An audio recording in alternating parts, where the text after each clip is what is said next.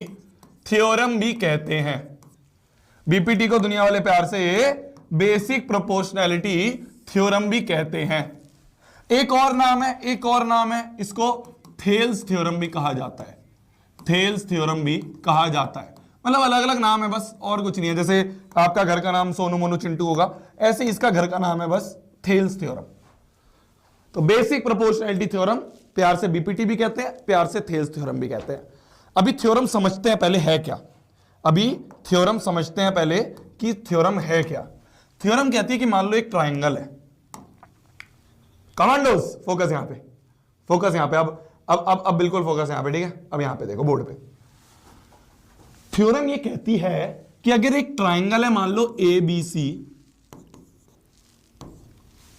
और इस ट्राइंगल के किसी भी साइड, भाई तीन साइड है इसके पास, एक ए बी साइड है, एक बी सी साइड है और एक ए सी साइड है। तो थ्योरम ये कहती है इस ट्राइंगल के किसी भी साइड के, मान लो बी सी साइड, इसके पैरेलल एक लाइन खींच दूं। मान लो किसी भी साइड के, अभी मैं बी सी चुन रहा हूं, किसी भी, मैं आगे बताऊंगा ये भी चुनूंगा ये भी चुनूंगा। मान लो मैंने बी सी माना, तो बोला जा रहा है अगर किसी भी साइड बीसी, किसी भी साइड के, जैसे मान लो बीसी के पैरेलल एक लाइन खींच दूं, मान लो ये मैंने एक लाइन खींच दी डीई, मान लो मैंने एक लाइन खींच दी डीई, तो किसी भी साइड के पैरेलल एक लाइन खींच दिया, तो मैंने क्या करा, मैंने एक लाइन खींची डीई जो कि पैरेलल थी बीसी। तो अगर मतलब इफ, तो अगर डीई पैरेलल टू बीसी मैंने कर दिया है, तो ये थ्योरम कहती है कि छोटा अपॉन छोटा इज इक्वल टू होगा छोटा अपॉन छोटा के। क्या बोला भैया आपने? अरे चार भाग हो गए ना, एक ये भाग, एक ये भाग, एक ये भाग, एक ये भाग। तो थ्योरम ये कहती है कि किसी भी साइड के पैरेलल एक लाइन खींच दी तो छोटा अपॉन छोटा बराबर होगा छोटा अपॉन छोटा के।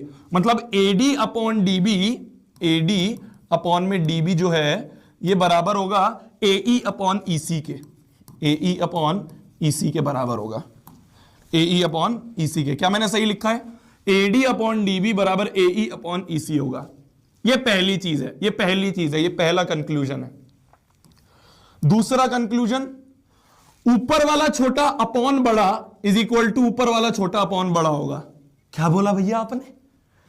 मैं लिखता हूं, फिगर में देखना, ठीक है। कान से सुनो और फिगर में देखो। ट्रायंगल्स में यही करना है तुम्हें, कान से सुनना है क्या बोल रहा हूं और फिगर में देखना है। तो देखो मैं बोल रहा हूं एडी अपॉन में ए बी, मतलब ऊपर वाला छोटा अपॉन बड़ा इज इक्वल टू होगा ऊपर वाला छोटा मतलब ए ई अपॉन में बड़ा मतलब ए सी के।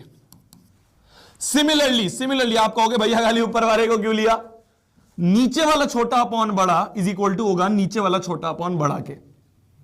तो नीचे वाला छोटा हो गया डीबी अपॉन में पूरा मतलब हो गया a b is equal to होगा नीचे वाला छोटा मतलब ईसी अपॉन में बड़ा मतलब एसी के। तो सिंपल बस यही थ्योरम है कि अगर किसी साइड के पैरेलल एक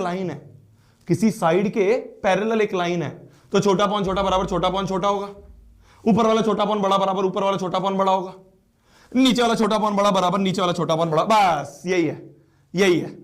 इसे ही कहते हैं बीपीटी, इसे ही दुनिया वाले प्यार से कहते हैं बेसिक प्रोपोर्शनैलिटी थ्योरम।